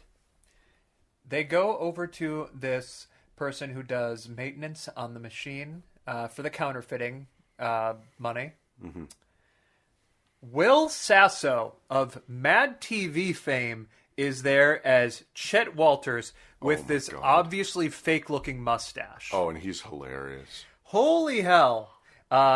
Chet Walters is just the most annoying Midwestern man is the gimmick. And didn't he even say specifically he was from Wisconsin? Yeah, I think that exactly happened. I have to wonder, Chris and Will must have developed this character behind the scenes, exactly who they wanted to play for this. Yeah. Because spoiler alert, Chris ends up imitating him at one point after this. The way that he just constantly repeats punchlines twice just kept getting funnier. That they basically just make the most annoying kind of dad Midwesterner who just keeps laughing at his own stupid jokes. Yeah. But Will Sasso was huge on Mad TV at the time, and he was kind of the big man there. So this is meeting of the minds. This is SNL meets Mad TV. That's pretty awesome. That's a genuinely awesome. Really cool cameo. Absolutely, yeah. And a really fun scene where, Chris gives him the laughing mushrooms, but then Will Sasso, which is a truth serum, but then Will Sasso sneezes so that all three of them, Allison, Haru, and Chet, are all laughing and telling each other the truth, and Chet's just spilling the whole guts about the entire counterfeiting operation. And it's fun. And that's something that here's what I'll say. I mentioned it a little bit, but it's a much more assured movie than Black Sheep ever was. And it doesn't have the weight of Tommy Boy, but it knows what it is. It knows what the tone is. And even if we can say that we wish that it had a little more of X or a little more of Y, it at least is very charming because of how confident the film is in what it wants to be, because it's playing to Chris's strengths. It's playing to Chris's strengths, maybe not to the extent of Tommy Boy, but it has his physical comedy, it has his sentimental nature, it has his lovable nature, has his naivete, his childlike innocence, and his kind of just goofiness. And it's working. And here you see him not only doing his Midwesterner nature, which he was great at. He did the Bears, the Bulls sketch in SNL, where he was the only person who could do a proper Chicago accent. Yeah. But they also had him play this Wisconsinner guy. Not only is he Midwesterner, but also he's just great at portraying these characters. Yeah.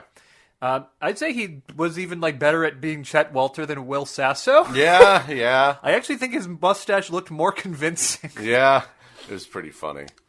And there's a really funny bit where he gets a drink of water and leaves the mustache behind. So Robin Shou has to like use his ninja techniques to like throw the mustache back onto Haru's face without him noticing, which is pretty good. It was funny. Really, like, how much of this film is just straight up like a cartoon? It is insane to me how well this film has aged, but I think you also need to keep in mind the tone. Yeah. And if you can get into the tone, it is, like, just a ton of fun. So Chris goes undercover as Chet Walter. His cover gets blown when they realize that he's trying to smuggle out all of the printing presses they have for counterfeit dollars, the blades. The plates for the yen. The plates. It's like 10,000 yen bills, I think. Yeah, it was something like that. So John Farley and Kevin Farley, Chris's brothers, actually show up briefly to play policemen right as Chris is leaving. Yeah, it was so funny because as soon as they pulled up and they got out of the car, you just like shrieked. You were like, "Wait, that's John and Kevin Farley." I've done so much research on them, and like there's so many pictures of what they looked like at the time. I was like, "Holy shit!" Like it is such a fun cameo. Yeah. Again, you were mentioning brotherly love. Like, here is literally Chris's brothers, like, here in the picture. It's pretty great. Just for a brief scene, right as they're starting to get into Hollywood. It's pretty great. Gobei has a scene where Chris's character is about to get arrested. Mm-hmm. They suspect him for both the murder in the opening and also the murder that happened right after the strip teasing scene. Right. Because, the crime syndicate and Tanley are executing people. So Gobei throws a smoke bomb and then shoves himself directly into where Chris was so that the police arrest him and don't realize it until after the smoke is cleared and he's already back in the police car. It's incredible awesome. Scene. Yeah, it's awesome. And in fact, let me think here. Yeah, like this is around when the time there's the big astral projection scene where Gobei goes back to talk to his master and is like, well, what am I doing? What is he doing? And there's a scene where I think he realizes that Haru is doing his best and realizes that as his big brother, he can't be so judgmental of Haru that, they need to have each other's backs as brothers. And that was so sweet. It was just a really sweet scene. The master says, Gobei, if there's one thing Gobei needs to take from Haru, it's, he has a lot of heart and character and he's willing to fight even though he's not good at it. Yeah. And I think that the way this movie just preaches compassion was just genuinely very sweet to me. Absolutely. I just found that to be just genuinely very sweet. And it leads up into an awesome final act that I genuinely loved. Absolutely. So we get Joey back. Joey's back. Yeah, which is nice. Chris Rock is very funny in this movie. He's very charming. And so he gets Joey back. It's time to infiltrate the hideout with the printing press and take down the crime syndicate. And the only way to do that is Joey driving Haru, because they blindfolded Haru when he was being Chet Walters, and took him to a secret, down a secret route so he wouldn't know where to go. And he's like, no, my ninja intuition will take me through the right place. And instead it takes him on a crazy car chase where he's like giving Joey all these directions, and it's like crashes through a field. It's a convertible, and they go through a car wash. The Beverly Hills Derby. Yeah, like that's a funny bit where they like crash onto the horse racing track and are like outrunning a stampede of horses, and it's funny. It's a good car chase. It's better than the one in Black Sheep. This is, again, all three movies have had a car chase so far. Why did they all have like car? I think it was just an easy way to do a fun action scene like in the 90s, maybe. Yeah, like 90s were cut. Now that you're saying that, like I'm thinking, Speed was 90s too. Wasn't it was just it? a great way to Fast do and the Furious. Yeah, just a way to do an easy action scene with a car and do some quick gags, but they worked in this. There's a lot of I do enjoy the car wash scene where like it's a convertible and they're just like driving through the car wash and a blindfolded Haru is getting smacked by all the little car wash things, and it's like, you know, making jokes about waterfalls and the octopus, and it's like, you drove too far, you're in the bay, that kind of just something dumb, you know. And it all leads to them eventually getting to the counterfeit. Oh, and that's the other thing. Allison gets captured because she gets kind of exposed by, as a traitor by the crime syndicate. So she gets captured and strapped to a bomb. And so it's intense action. This is where things really ramp. Dudley Do-Right stuff. Yeah, and this is where it really ramps up into the third act, which I was a big fan of.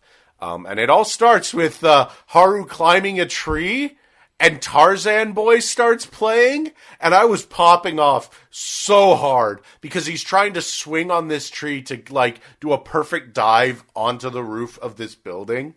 And if this wasn't crazy enough, they had like Lowrider playing like a few scenes beforehand. Yeah, I think it's been talked about how Digimon the soundtrack had the craziest soundtrack for the time, because it was literally just every 2000s, early 2000s, 90s song. Yeah. I've come to realize since then that I think this is just how 90s soundtracks were. Like the companies were like, sure, we'll buy like all the like big songs at the time. Yeah, we all want them in our movie. Yeah, sure, why not, right? And sometimes it'll work, sometimes it won't. But this worked. I was so happy about Tarzan Boy, because I always said, I used to joke that whoever entered in wrestling to Tarzan Boy would become the most over face ever. And then Jack Perry started doing it, and Jurassic Express was super over, and now he's like one of the best heels. So there you go. Thank you, Tarzan Boy. But yeah, I was playing as he's like swinging on this tree, and it's so funny because he eventually dives off this tree at a completely impossible angle to even go through on the roof, and he goes on the roof anyway. Like, ridiculous stuff, but it really got a big laugh out of me. And that's the thing, because then you get the really like big climax where Haru is being cornered by the gang, and Gobe has been infiltrating through the vents, and he crashes through the vents, and you finally get Gobe and Haru teaming up back to back, fighting off just a group of these guys. Let's kick some Yakuza ass. Yeah, let's kick some Yakuza ass. And he says, and this is like, it was awesome. It was like really fun because like Haru was doing a bunch of like kind of the comedy, like, you know, trip these guys, kind of do a dodge roll while Gobe is doing legit like really cool martial arts moves, you know, and it's awesome. And then I think at some point in the fight, Haru or Gobe gets knocked down, and Haru just goes, Haru just goes to the top of his lungs. You know, no one messes with my brother. And Kung Fu Fighting starts playing. And it is the hypest shit because they're back to back just beating the hell out of everyone in a completely normal, good martial arts fight. They specifically say that he has to finish this fight in 5 minutes too. Otherwise, like, this bomb's going to go off. That's going to blow up Allison and also the factory. Yes, and I was disappointed because I was like, oh man, it's not lasting long enough. And then they hit you with the speedcore remix of Kung Fu Fighting. The song starts again in this crazy remix, and they're just doing this fucking fight. And then, like, as what happens is, like, then Joey also climbs the tree, launches himself into the building and does this crazy fucking frog splash onto one of the enemies, and it's awesome. All three of them are just fighting like crazy. The bomb's ticking down. Haru has to like reach through the wall to try and defuse this bomb so that it doesn't blow up his girlfriend. It's so freaking cool. I'm gonna be dead ass, and feel free to disagree with me. Mm-hmm. If the rest of the film had the same energy as this one scene, and also the like second half of the hibachi scene, this would be maybe like a 3.5, 4-star movie. Yeah, no, absolutely. I feel like this would rank right up there with stuff like, maybe it wouldn't quite be Shaolin Soccer or quite be Kung Fu Hustle, but I do think it would be fondly remembered, in that same vein. I genuinely do, because it's great. It's fun. The music is bopping. It's so cool. And then Tanley, the villain, does all this stuff, and he has there's the hook gun, the harpoon gun. I think they're trying to kill people with it, and they hook it onto this cart. They put the bomb onto a cart and shove the cart away. All this crazy stuff is happening to get the bomb away from the factory so that it blows up. And so I think what happens in the end is they fire this hook gun. Haru fires this hook gun, grabs onto the bomb with the grappling hook, and Tanley gets into his getaway car that the hook is attached to, and it pulls the bomb into the truck that explodes. And it's great. It's great. It's just this energetic, everything happening all at once, one thing after another scene, into a great climax. And I loved it. I genuinely loved it.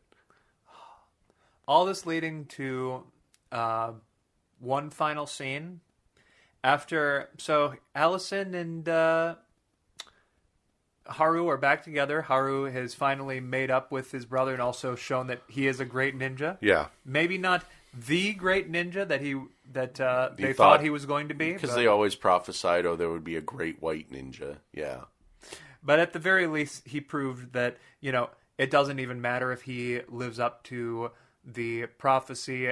He can just be good on his own. Yeah. And nice little message. And then the newscaster is there interviewing Joey, and Joey is like, well, haven't you heard about the prophecy of the great black ninja? And he's legit quoting some of the lines that Haru told him right at the start. And it's adorable. It's genuinely adorable. I don't know. It just put a real smile on my face. I will say, the big joke that ends the movie, where Robin Shou is now in a wheelchair after getting his ass kicked. Yeah. He's he hurt his leg. He's healing, but yeah. But he gets right as Haru is leaving. Unfortunately, Gobei gets hooked. Yeah, he gets hooked. And, he gets hooked. Gets dragged. We're doing some great stuff with hooks in this podcast. Yes. He gets hooked and dragged by the bus that's taking Haru away. This is the thing that connects See No Evil to Yeah, See No Chris Evil, Farley. Black Sheep, and Beverly Hills Ninja all through the hook. But yeah, Gobei gets hooked, his wheelchair gets hooked. And at first you're like, oh, this is just going to be a repeat of the Black Sheep scene. But then Gobei flies they launched hundreds of miles over a cliff, over an entire forest into the water. He's perfectly fine. He swims to the shore, and it's funny because it's just ridiculous. It is ridiculous. And that's the thing. It's better than the Black Sheep ending. Yeah, because the Black Sheep ending is just a little, I don't know, it's just not funny enough. It's not ridiculous enough. Whereas this is ridiculous. I wouldn't say this was the funniest ending, but the way that he flies in the final scene it's is what funny. charmed me. It's charming. It's and then we get a third version of Kung Fu fighting playing over the ending credits, with completely different cover. Again, not Bus Stop, because that wouldn't come out for another year. And that was Beverly Hills Ninja. And I think we can safely say that we like this. Yeah, we liked it. We genuinely liked it. Chad, this was a shocker for me how much I liked it, actually. Yeah, it was just shocking how charming and how well-paced it was. And how, because honestly, I was expecting this to be the worst one. Now, is this is this 6 out of 10, 7 out of 10? I'll say maybe. I'd probably rate it about 5 out of 10, but I adore this movie's charm. So yeah, exactly. It's average, but it's charming and average. Absolutely. It has just a lot of energy. Again, it's a confident film. It has big laughs, which is way more than you can say for Black Sheep. I think it's very cute. I think it's a nice movie. Great kids film, and you know what? My opinion is that if Scooby-Doo 2 can get reappraised, like the Scooby-Doo movies, and I'm going to be honest, they're worse movies. Yeah. Then I think that Beverly Hills Ninja, at the very least, deserves more eyes on it. And that's the thing. I think with this new Blu-ray release, one thing I did see around the Blu-ray.com forums was a lot of excitement when the announcement came out that it was finally getting a Blu-ray release, that a lot of people do have a lot of fondness for this movie, you know? I mean, I think every 90s movie, kids movie, or young adult movie is someone's favorite. But this one, you know, there was a bit of excitement going, and I think when you factor in things like Christian Bale's thoughts on the movie, I think that there is some reappraisal going around, because it isn't, you know, it is a surprisingly fun movie. So I would say, listen, especially if you're going through a Chris Farley binge, like we are, you know, give it a shot. If you like Kung Fu, you can do worse. We've seen way worse. You know, we've seen way worse Kung Fu movies. We've seen way less funny comedies. You know, if you just need something light and something entertaining, we watch this on Amazon Prime. You can buy the Blu-ray. Give it a shot. I have one other takeaway from this movie. Sure. And I'm just going to say it straight on the podcast, so that, you know, if anybody is listening to this, they can bother us about this about like 18, 20 episodes later. Yeah. We absolutely need to do a roll credits on Robin Shou one day. Oh, man, yes. That would be super fun. Absolutely. He is so good in this movie, and I think he is... maybe he is not like the heart of the movie. The heart of the movie is still going to be Chris, but he is such a good secondary character. He and Chris are genuinely, like, it's one of those things that while I liked his role in the movie, that's kind of part of the reason why I do wish that they had been able to do more stuff together, because when they finally unite, it's great stuff. Between this, Mortal Kombat, and then I know he's also in the Death Race movies, the remake Death Race movies, which I've seen only the first one. I haven't seen I think that he has...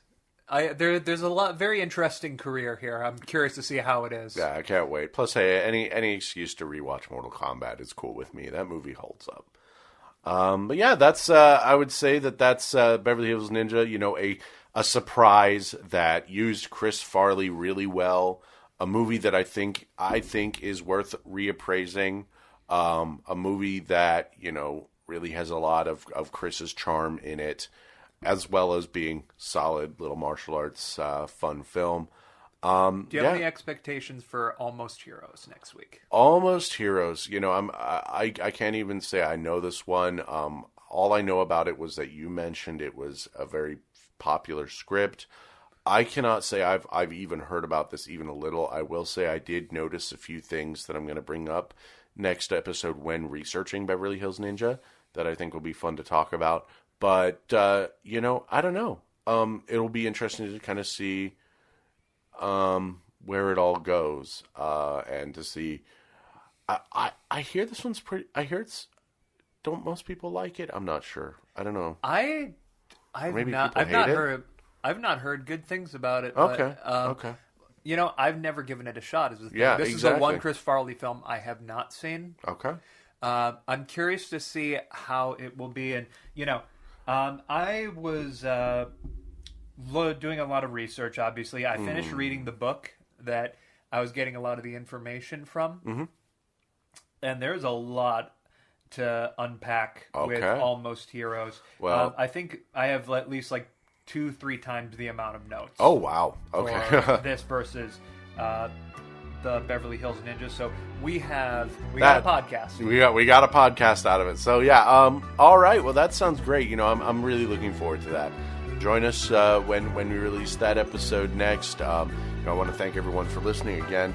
armbarstudios.com. Hey, we're on YouTube now. We're on Spotify. We're on Apple Podcasts. Check us out on your platform of choice. And until next time, 3, 2, 1, roll credits. The Bears. Why are we so blessed? Well, we'll get to that later, Todd. Roll Credits is produced by Armbar Studios and is part of the Aaron and Mandy Network. The intro and outro music is provided by Daniel Vodovos, available on Bandcamp. For more information on all of our projects, visit armbarstudios.com.